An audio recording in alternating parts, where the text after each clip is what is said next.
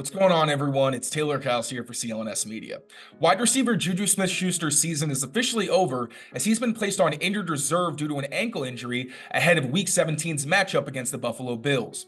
Now, to be frank, this was a hugely disappointing season for JuJu Smith-Schuster, who some assumed was going to be the number one or number two option among the receiving corps after being signed to ostensibly replace Jakobi Meyers, who signed with the Raiders this offseason in a very similar contract. Smith-Schuster managed just 29 catches for 260 yards and 1 touchdown in his appearances with the Patriots. And I have to admit, I was one of the people who was pretty excited when Smith-Schuster was brought in. I thought he'd be able to bring more after the catch while still being a similar possession receiver to a Jakobi Meyers. Obviously, that didn't play out, and I think that a lot of it had to do with the fact that he never looked fully healthy after suffering a knee injury in the playoffs last season. Now, I will say I'm not sure whether the knee injury is exactly what was the issue throughout the season. I don't think we'll ever really know unless Smith-Schuster tells us himself. And obviously, he's on injured reserve with an ankle injury, so it wasn't just the knee. But he never seemed healthy, even going back to OTAs, which he couldn't participate in because he was still recovering from his knee injury. And then in training camp, it seemed like every week the expectations for Smith-Schuster kind of took a step back. You assumed that when the Patriots signed him, he was cleared medically and they knew that he would be able to produce for them at a similar rate to what he did for the Kansas City Chiefs when he was the leading receiver on a Super Bowl winning team. Unfortunately, it was pretty clear that he was probably just going to be more of a possession receiver and chain mover when the Patriots signed him, which was fine. Again, similar role to what we saw from Jakobi Meyers, but the consistency and reliability wasn't there. There were times where he had opportunities that he just didn't capitalize on. He never really seemed to gain Mac Jones's trust due to some inconsistent route running, and overall the product on the field was just a pretty massive disappointment. His best game of the season actually was in his last appearance, where he had a season-high 90 receiving yards against the Pittsburgh Steelers. But again, we didn't see Smith-Schuster in any games after that, and now he's going to be done for the season.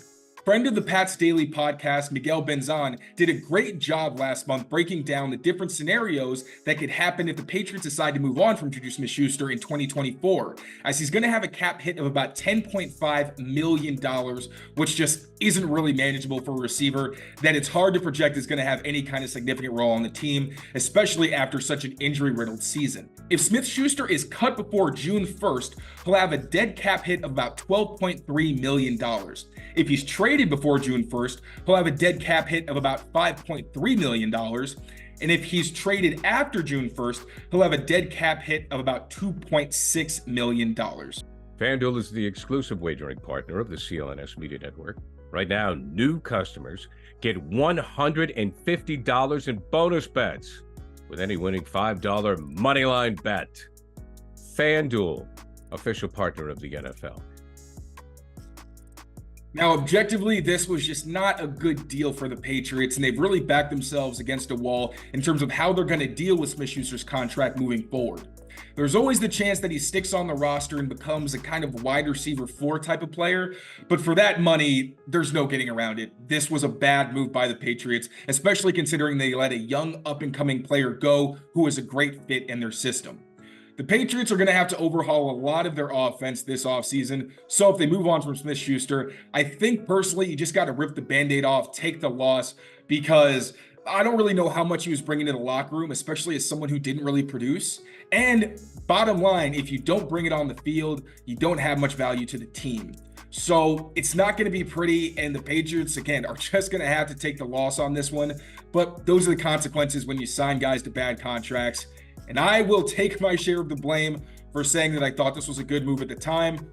In my defense, I did think Smith-Schuster was going to be a bit healthier, but this is the position the Patriots find themselves in. It's going to be interesting to see how they go about it.